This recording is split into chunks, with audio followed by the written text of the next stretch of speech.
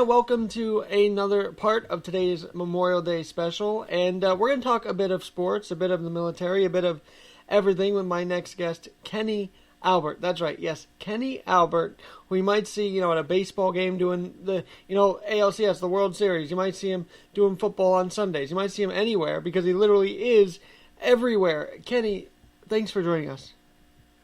Thanks so much for having me, Alex. Hope you're doing well and staying safe, and to all your listeners as well.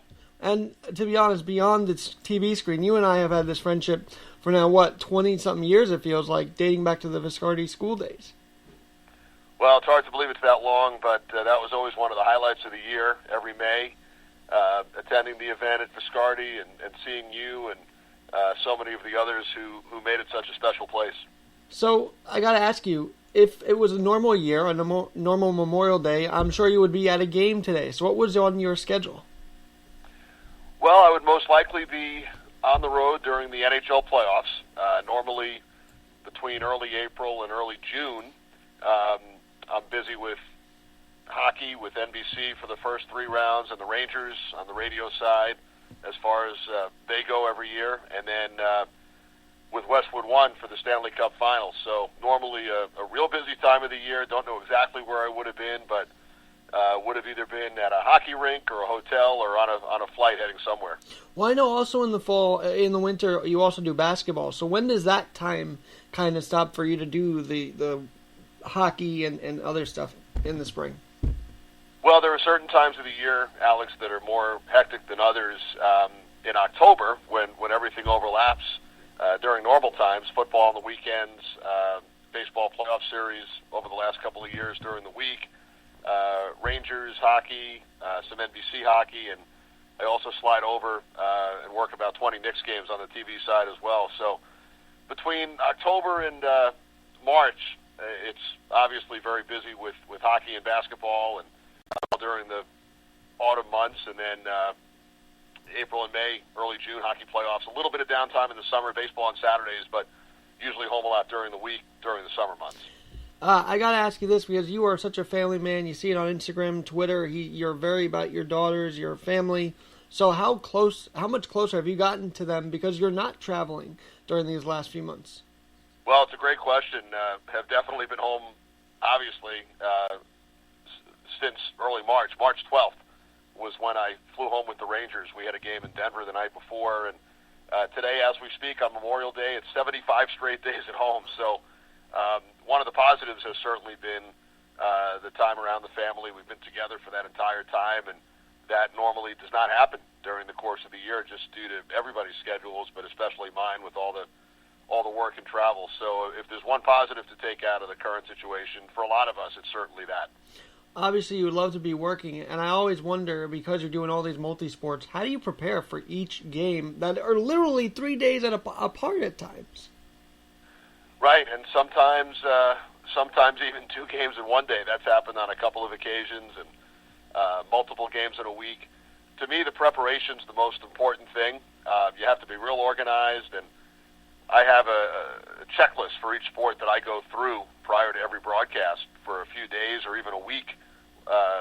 If it's a national football game or a baseball game on a Saturday where I'm not normally around the teams too often and I come in to work that one game per week, there's a lot of reading involved, studying the teams and the history and the players, and also I try to watch previous games, and then for football we go in on Fridays and go to the home team practice and talk to players and coaches. We do the same thing with the visiting team Saturday. For a baseball game, on a Saturday, I'll go on the Friday and hang around on the field and just try to soak it all in and talk to people and listen and gather information. For hockey and basketball, it's a little different because you're around the teams a lot more frequently, but still go to practices and do a lot of reading as well. So although the sports are different to call and a little different to prepare for because of the volume of information that's out there, like I said, I have sort of a checklist in my mind that I go through prior to each and every broadcast. I've got to ask you, though, during the broadcast, right, do you ever think about, man, should I prepare more? How do you focus on each game when you're doing it, when you got all these other games to prepare for as well? Yeah, it's a good question. I try to look at every game the same, whether it's a preseason game or a playoff game. Obviously, if it's a playoff game or a game 7 of a series, obviously it has a lot more meaning than a preseason game or a regular season. But I really try to do it the same way. Football, for sure, is the sport that lends itself to the most hours of preparation. I might have a game week 15 of a season involving 2 teams that I haven't seen all year, and I realize that most people watching, the fans of those teams, have watched every game. So I need to catch up and, like I said, do a lot of reading and watching prior games. But I really do try to prepare for every game the same. Now, when I have that high volume of games, Alex, maybe 4 or 5 in a week, you just have to be real organized. I find that I get a lot of work done on planes and in cars and Ubers and taxis and hotel rooms because you don't have all the distractions you might when you're home or at the arena. So actually get a lot of work done on the road. I don't mind those long flights because I tend to get a lot more done. Kenny, you are a radio guy, so as you go to these different markets, are you listening to what the sports fans are talking about on the local radio stations as well? I do occasionally. If I'm in a taxi or an Uber, sometimes I'll ask them to put on the sports station. A lot of the knowledge that I acquire is through reading the local newspapers, for example, the local articles, and you do get a good flavor for the city that way. But occasionally I will. I don't necessarily do it for every game, but in certain cities where there are multiple all-sports stations, for example, do try to tune in at times and get a little bit of the flavor for sure. But Kenny, you do all these national, but we all know you at home as the Ranger announcer and the Knick announcer, so I got to ask you about those teams. Prior to this whole pause, the Knicks were kind of, they were somewhat okay, then they weren't okay. I mean, it was a struggle. But I want to get your thoughts on R.J. Barrett, because how did you think he fared in his first season? I think he certainly had a lot of ups.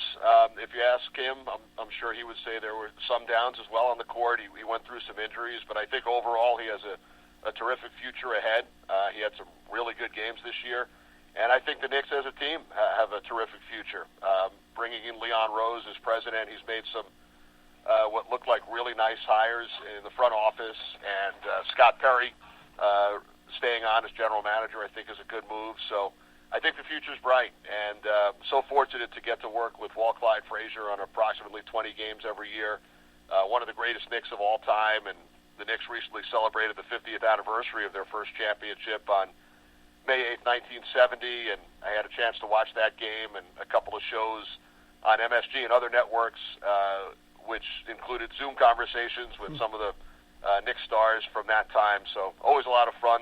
Not sure if you've ever met Clyde, but he's a true gentleman. I've never seen him turn down an autograph or a photo request. So much fun to work with him each and every time that I get to work a Knick game on MSG. And if I'm not mistaken, he actually did come out to Viscardi at least once that I can remember for Sports Night. So I think you're right. I think he did. Absolutely. And you talk about the Friday night into Saturday. I got a little story. So my dad and I, we were on Shea Stadium ground during the LA Dodgers Mets series, and you and I and my dad were just talking behind the plate one summer night. That was pretty fun. I don't know if you remember that or not, but it was a few years ago already. Oh, no, I do, absolutely. I remember seeing you there at Yankee Stadium through the years and, of course, at the Viscardi Center, so always fun to catch up. All right, I'm sure people listening to this might want to know about your sleep pattern, because everyone's sleep pattern has been kind of messed up during this, but you're on the go all the time, so how is your sleep, and how do you make sure that is cared for when you do games and before you do games? Well, it's been pretty good during the last 75 days, because I don't think I've had to set an alarm once. With no work and nowhere to go, I've actually found myself going to sleep earlier during the course of the season. Many nights throughout the year, I'm getting home or to a hotel at 2 or 3 in the morning. And no one's really ever asked me that, Alex. It's a great question, but the sleep pattern definitely is thrown off during the course of the work year. Many nights, like I said, I'm landing in the middle of the night on a flight or with one of the teams and coming home at 2 or 3 in the morning. And there are other times where even if I'm going to sleep at a normal time, I have to get up at 5 or 6 a.m. for a flight the next day. So that's probably been the biggest change, actually, during this quarantine stay-at-home period is never having to get up too early and going to sleep a lot earlier. I found myself going to sleep at 11 o'clock a lot of nights, whereas during normal times and work, I'm often up, even when I'm home, until midnight, 12:30, 1 o'clock, watching a game, getting some extra work done. But that's been a lot different during the last 2.5 months. I'm watching these guys doing. John Shambi and Mendoza are doing these Korean baseball games. They're fun with it, but I wonder what it'd be like for everybody just doing games from home. It's almost impossible to think of, isn't it? Well, just from hearing rumors and reading about what might happen when we first come back, a lot of us might be working games out of a studio, at least at first. I think at some point it will certainly get back to normal and we'll be at the games and in the broadcast booth. But as you mentioned, the ESPN telecast of the Korean Baseball League, they're obviously doing those out of a studio or out of their homes. I know Fox has had NASCAR races over the last couple of weeks, and the announcers have not been on site. They've been at a studio in Charlotte. With regard to the sports that are in pause right now, hockey, basketball, football, baseball, it's definitely a challenge. Harder to do games off the screen. I've done it on a couple of occasions, but that may be what we're looking at once we come back, at least at the start, to cut down on travel and until testing and a vaccine are perfected. We certainly might not be doing as much travel as we're used to during normal times. And how would you do that? Because when you're in the arena, field, basketball court, anywhere, the adrenaline just comes to you. So how would you be able to do that from home? It feels a little weird to try and do that, but I'm sure you would do it. Well, not only the adrenaline, but you just have such a better view of the court, the ice, the field when you're at the arena or at the stadium. You can kind of see everything. If you're watching on TV monitors, you can only see what those cameras and the director at the time is focused on. So it is a bit of a challenge. It can be done.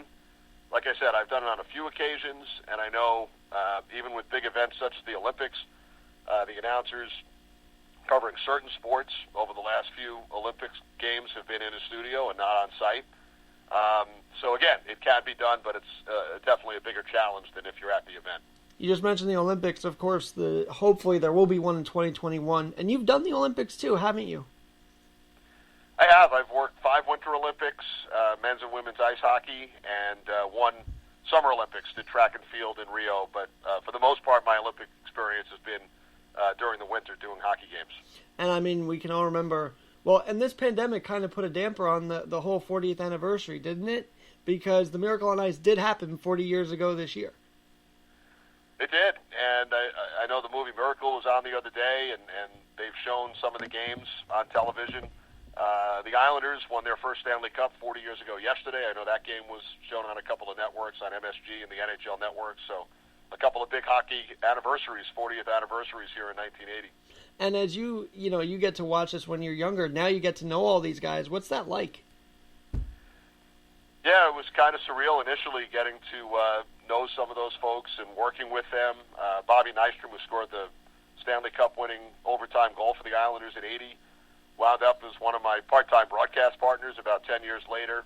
I've met a number of the players from the 80 Olympic team, and some of them played for the Rangers, and a number of them, most of them played in the NHL, so it's always neat to meet them. And Jack O'Callahan, for example, who's a defenseman on the Miracle on Ice team, just met him for the first time about 4 months ago in Chicago when we were in there with the Rangers. So it's a lot of fun to listen to all their stories, and hard to believe it's been 40 years. And I know that you've got stories of your own, and I want to ask about the Rangers while we're on ice hockey for a minute. I mean, Panarin seemingly was unstoppable this year. He was. Panarin and Zibanejad were having unbelievable seasons. The Rangers are a real young, exciting team. I think they have a great future ahead. When you look at the young goaltenders, Shesterkin and Georgiev, and Panarin, who you mentioned, coming in as a free agent, and Mika Zibanejad, and the season he was having, he scored 5 goals in a game against Washington just before the pause. Chris Kreider signed a new 7-year contract.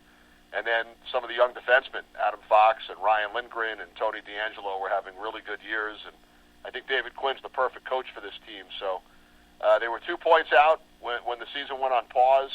If the NHL does come back with a 24-team playoff, they will be there. And again, like I said, I think they have a real bright future. Kenny, we're all talking about the future, especially when we have interviews with different people. But I want to know about you.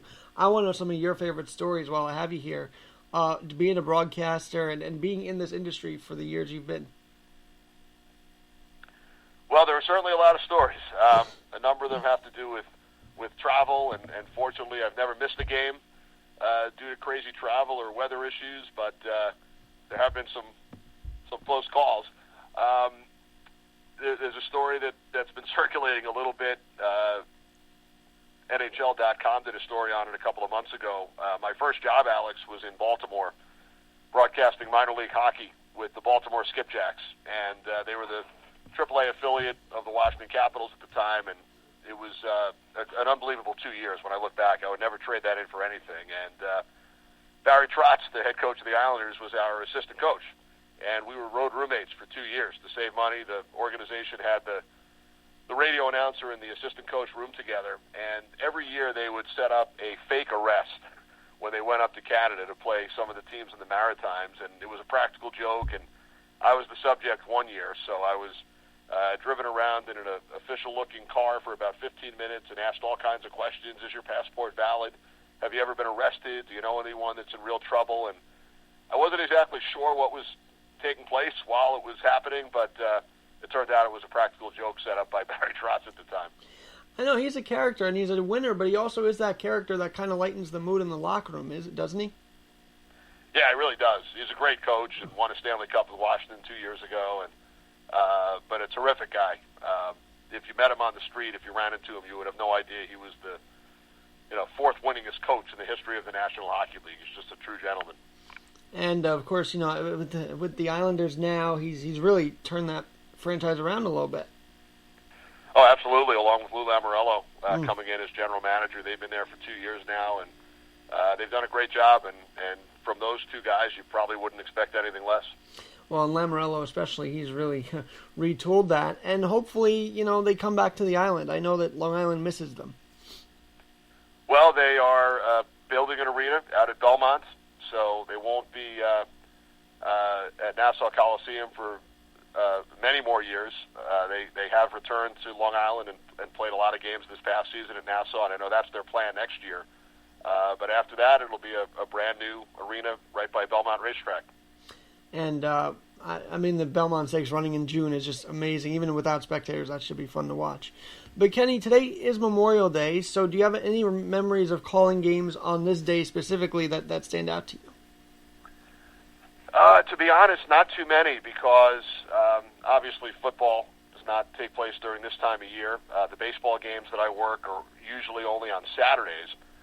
So the only games would be hockey playoff games, and sometimes it would be an off day. So I've probably spent a lot more Memorial Days home than on the road, but hockey playoff games would have been the only ones for sure, since I don't do baseball on weekdays. Do you have family do you know of people that you think about, especially at this day, that maybe people don't know about? Like, do you have family that serve that you think about during this day? Well, I do have grandfathers who've passed away, but they were a huge part of my life.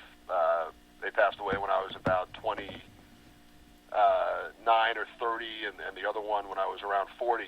And they both served in the military, but both came home and lived long lives. So certainly think about them and send wishes to others who obviously lost loved ones, and always great thoughts on Memorial Day for all of our troops and those who have served through the years.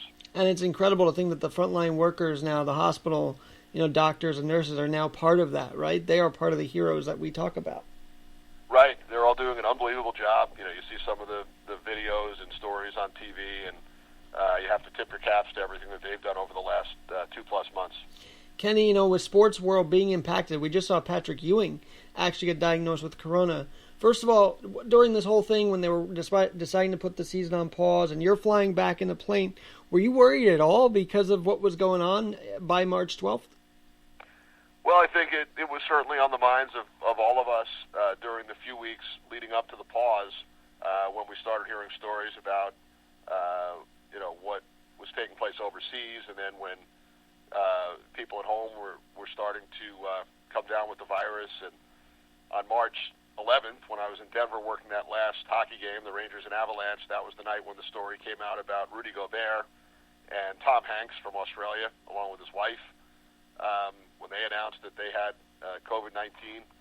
So, sure, I mean, I remember on that last plane ride, we were all wiping down everything and using Purell and washing our hands numerous times.